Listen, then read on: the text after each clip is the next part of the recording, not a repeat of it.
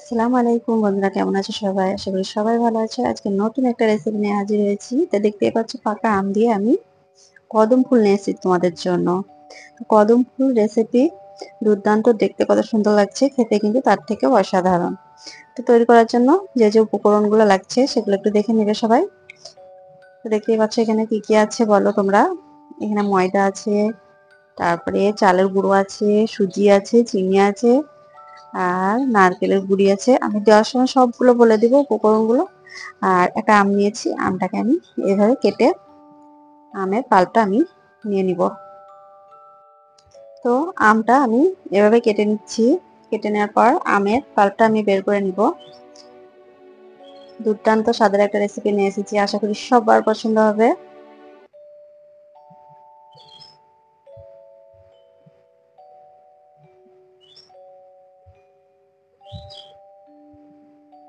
নতুন নতুন রেসিপি পাওয়ার জন্য চ্যানেলটিকে সাবস্ক্রাইব করে পাশে থাকবে সবাই, অনুরোধ রইল তোমাদের সকলের কাছে। তারপর দেখতেই পাচ্ছ আমের পাল্পটা আমি বের করেছি। তারপর গ্যাসের চুলায় আমি ফ্রাই প্যান বসিয়ে ওর মধ্যে আমি 1.5 কাপ মতো পানি দিয়েছি।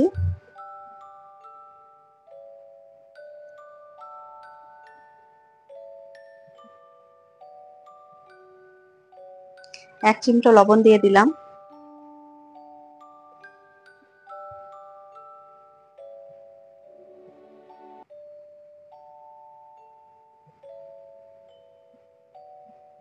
তারপর এর মধ্যে আমি চালের গুঁড়ো দিয়ে দিলাম, আর সুজি দিলাম, আর ময়দা দিয়েছি। দিয়ে আমি মিক্স করে নিচ্ছি সুজি, ময়দা আর চালের গুঁড়ো। সব উপকরণ দিয়ে আমি সেদ্ধ করে নিব।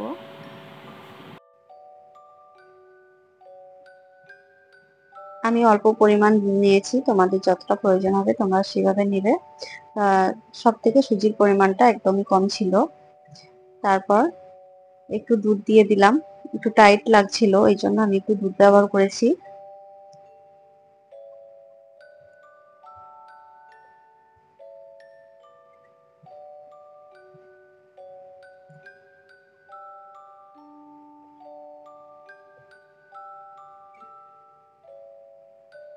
তারপর আমি চিনি দিয়েছি অল্প একটু, 25 গ্রাম মতো চিনি দিয়েছি আমি এর মধ্যে। চিনিটা দিলেও হবে, না দিলেও হবে, তবে চিনিটা দিলে পিঠাটা খেতে ভালো লাগবে। তারপর আমি আমের পাল্পটা দিয়ে দিলাম, আর 1 চিমটে ফুড কালার দিয়েছি। দেখতে কালারটা অনেক সুন্দর হবে, তাই ফুড কালারটা ব্যবহার করেছি আমি।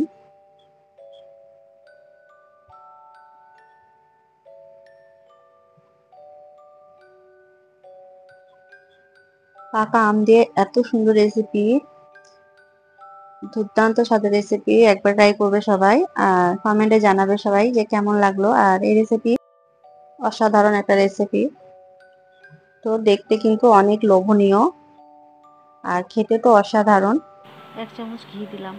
তো সব বন্ধুদেরকে অনুরোধ রইল সবাই যেন চ্যানেলটিকে সাবস্ক্রাইব করে পাশে থাকবে। চ্যানেলটির তোমাদের একটা সাবস্ক্রাইবে আমাকে কিন্তু অনেকটা আগে পৌঁছাবার মতো সহযোগিতা করবে। তো যারাই চ্যানেলটিকে সাবস্ক্রাইব করনি বন্ধুরা, সবাই যেন সাবস্ক্রাইব করে পাশে থাকবে। সব সময় নিত্য নতুন ভিডিও দেওয়ার চেষ্টা করব তোমাদের জন্য। তো দেখতে পাচ্ছ আমার এদিকে খমিরটা হয়ে গেছে, তো কালারটা কত সুন্দর এসেছে। তারপর আমি ওটা ঠান্ডা করে নিব। আর এদিকে আবার ফ্রাই প্যান বসিয়ে এর মধ্যে চিনি আর এলাচ দিয়ে দিলাম। আমি 50 গ্রাম মতো চিনি দিয়েছি, আর 2টো এলাচ দিয়েছি, আর একটু পানি দিয়েছি। আমি ভেতরকার পুরটা তৈরি করে নিব। আর এর মধ্যে আমি দিয়ে দেবো নারকেল গুঁড়ো। আর তোমাদের যদি নারকেল কোড়া থাকে তাহলে পানিটা ব্যবহার না করলেও হবে। আমার শুকনো নারকেল, তো শুকনো নারকেলের গুঁড়ো দিয়েছি, ওই জন্য আমি পানি ব্যবহার করলাম একটু। তো এইভাবে আমি ভেতরকার পুরটা তৈরি করে নিব। এর মধ্যে আমি গুঁড়ো দুধ দিয়ে দিলাম 2 চামচ মতো, আরো সুন্দর হবে খেতে এই জন্যে।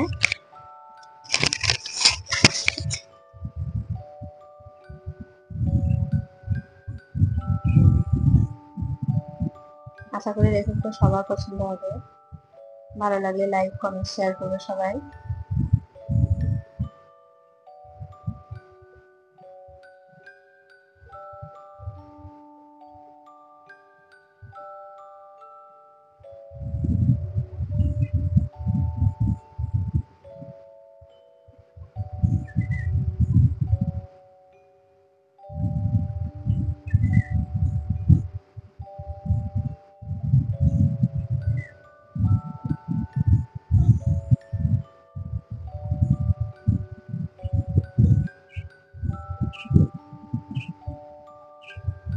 তো এদিকে আমার খমিরটাও ঠান্ডা হয়ে গেছে, একটু এবার আমি হালকা করে মথে নিব।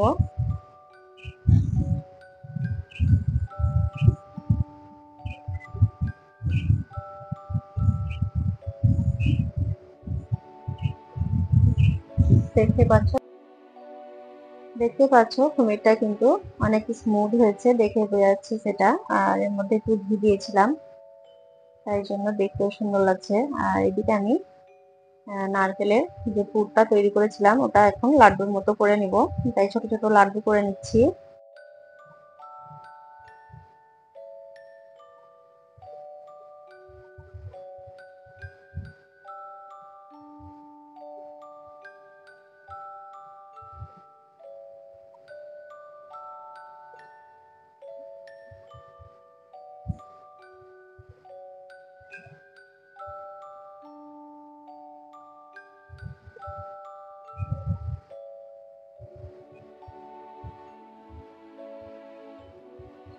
তো সবগুলো লাড্ডু আমি তৈরি করে নিচ্ছি।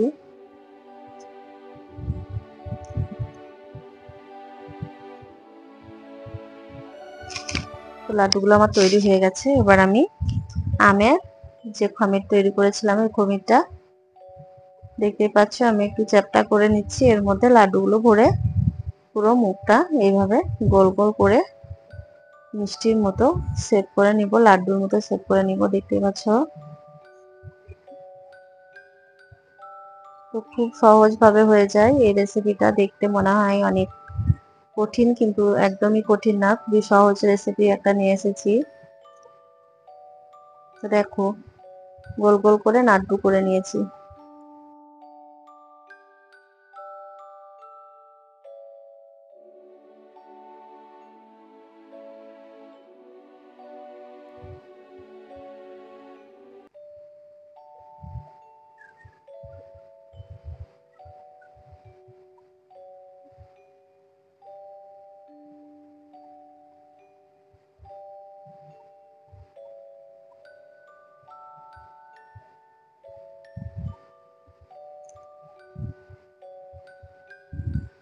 সবগুলো আমি এইভাবে বানিয়ে নিব।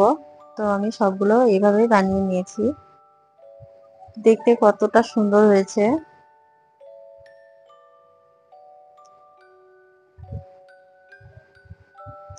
তারপর আমি নিয়ে আসবো যেটা কদম ফুল তৈরি হবে, সেটা এবার আমি তোমাদের সামনে নিয়ে আসছি। এটা হচ্ছে চাল, এটা হচ্ছে বাসমতি চাল, আমি ভিজিয়ে রেখেছিলাম।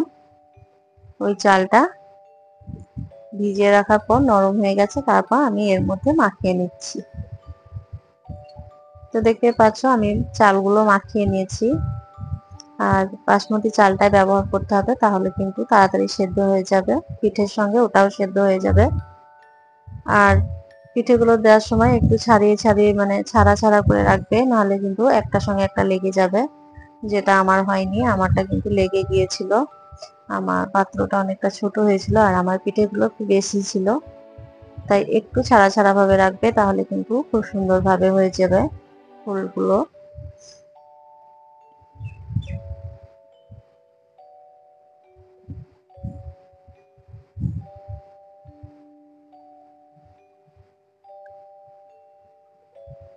তো আমি চুলোতে পানি গরম বসিয়েছিলাম, ওর উপর দিয়ে দিলাম।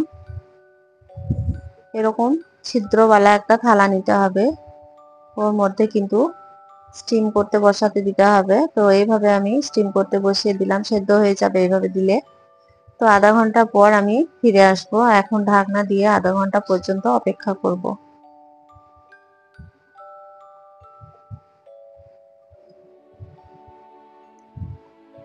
আমি ঢাকনা দিয়ে আধা ঘন্টা পর আবার ফিরে আসবো। তো আধা ঘন্টা পর আমি ফিরে আসছি, দেখো কত সুন্দর ফুলগুলো হয়েছে, কিন্তু আমি একটু ছাড়া ছাড়া ভাবে রাখিনি বলে একটার সঙ্গে একটা লেগে গিয়েছে। তো কত সুন্দর ফুলগুলো হয়েছে দেখো, আর দেখতে যেমন সুন্দর, খেতে কিন্তু অসাধারণ হয়েছে।